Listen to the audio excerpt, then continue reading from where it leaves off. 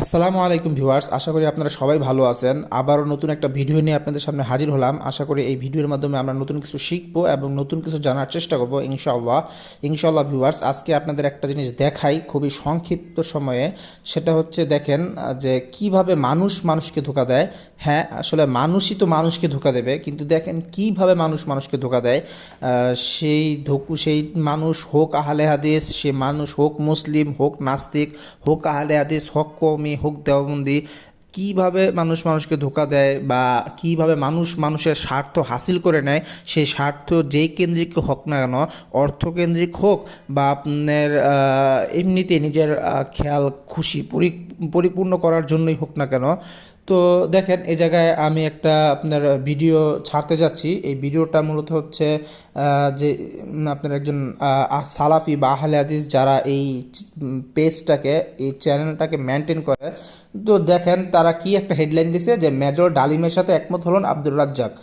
এটা তো তারা দিল থাম্বনেইলে, কিন্তু তারা টাইটেলও সেই একই কথাই লিখছে।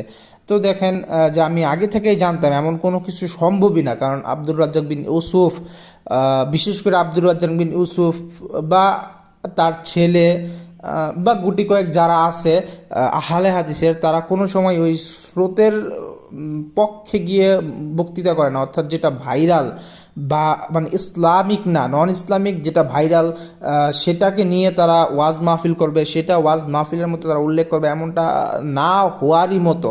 তো আমি পূর্বে থেকেই জানতাম যে এই ভিডিওতে এমন কোনো কিছু নাই, এটা শুধুমাত্র একটা ক্লিকবেট থাম্বনেল। আব্দুর রাজ্জাক বিন ইউসুফ ওই ডালিমের কথা আনবে, এটা হইতেই পারে না। তো আমি আপনাদের ভিডিওটা ছাইরা দেখাই যে আসলে এই ভিডিওর মধ্যে এমন কোনো কথা আছে কিনা, আপনারা একটু দেখেন। আমি টেনে টেনে আপনাদেরকে দেখাই। তাকে নিয়ে আমি না চিনি, তোমার মতো অশিক্ষিত মানুষ নেচেছে। আমি তো ঠাকুর ঢাকা বিশ্ববিদ্যালয়ের শত্রু, ঠাকুর বাংলাদেশের শত্রু থাকে ইহুদি খ্রিস্টানের হাতে, আর ঠাকুর লন্ডনে বসবাস করে। এই ঠাকুর ও কালিমা তোমার আকাশ, ও কালিমা তোমার বাতাস। আমি আজ থেকে 30 বছর পূর্বে বলেছি তোর বাপের আকাশ। সিলেট কোর্টে 5,000 টাকার মামলা হলো। তো দ্বিতীয় একটা উদাহরণ আপনাদের সামনে পেশ করি। আসলে এই উদাহরণটা দ্বিতীয় না, এই উদাহরণটা আসলে অনেক হাজার হাজার। আপনি যখনই দেখবেন না কেন যে ভোক্তা অধিদপ্তর কোনো জায়গায় রেড দিতেছে, কোনো জায়গায় অভিযান চালাচ্ছে, ওই সময় আপনি একটা জিনিস লক্ষ্য করবেন যে ভোক্তা অধিদপ্তর যেসব ব্যবসায়ীদের ধরতেছে, তারা অধিকাংশই হচ্ছে দাড়ি টুপিওয়ালা। আর শুধু দাড়ি টুপি না যে ভাই শুধু দাড়ি রাখছে তো কি হয়েছে, অধিকাংশই দেখবেন আপনি একটা সুন্নতি লেবাস, অর্থাৎ আমরা যেটাকে সুন্নতি লেবাস হিসাবে মানি, পাঞ্জাবি পায়জামা টুপি, দেখবেন অধিকাংশ মানুষ এভাবে পাঞ্জাবি পায়জামা টুপি পরা।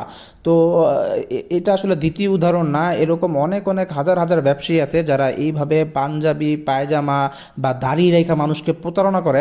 আর যেই জায়গা থেকে কথা বলতেছিলাম সেই জায়গা আবার একটু চলে যাই। সেটা হচ্ছে এটাই যে দেখেন আপনি আসলে এই সময়ে আইসা কারে বিশ্বাস করবেন, কাকে বিশ্বাস করবেন। যদিও এটাই বাস্তব, মানুষ মানুষের বিশ্বাস করতে চায় না, কিন্তু কিছু কিছু ক্ষেত্র আছে, কিছু কিছু জায়গা আছে, কিছু কিছু বিপদে মানুষ পড়ে যায়, যে ক্ষেত্রে মানুষ মানুষকে বিশ্বাস করে, কিন্তু আসলে মানুষ মানুষকে বিশ্বাস করতে চায় না। কারণটা তো আমি বললাম যে সবাই আপনাকে ধোঁকা দিবে, সবাই আপনাকে ধোঁকা দেওয়ার চেষ্টা করবে, আপনার সাথে প্রতারণা করার চেষ্টা করবে বা আপনাকে ঠকানোর চেষ্টা করবে।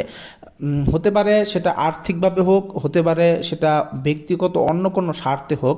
তো এই যে আরেকটা উদাহরণ আমি আপনাদের সামনে দেখাচ্ছি, এটা দেখাই ইনশাল্লাহ ভিডিও শেষ করে দেব। 400 টাকার একটা কাচ্চির মধ্যে মাংসের পিস, এটা কি মানানসই?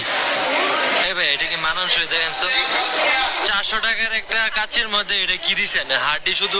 এটা দেখেন এই জায়গায় আপনার এই নামটা নিয়ে আপনার তাকে প্রশ্ন করা হবে। দেখেন এই যে মানুষটাকে আপনি দেখতেছেন, এই মানুষটারও দেখেন কি সুন্দর চেহারা, মাশাল্লাহ দাড়ি আছে, তার দাড়িগুলো হালকা হালকা খুবই সুন্দর লাগতেছে।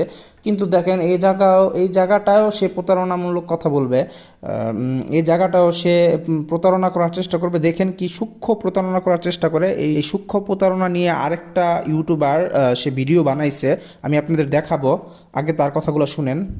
নাম তো আমাদের এই নামে আমাদের এন্ট্রি করা আছে, আমাদের রেজিস্ট্রেশন করা আছে, সুতরাং নাম নিয়ে কোনো অভিযোগ করার কিছু নাই। আমার হচ্ছে হাজির বিরিয়ানি, আমরা শুধু হাজি না, হাজির বিরিয়ানি, একটু পার্থক্য আছে।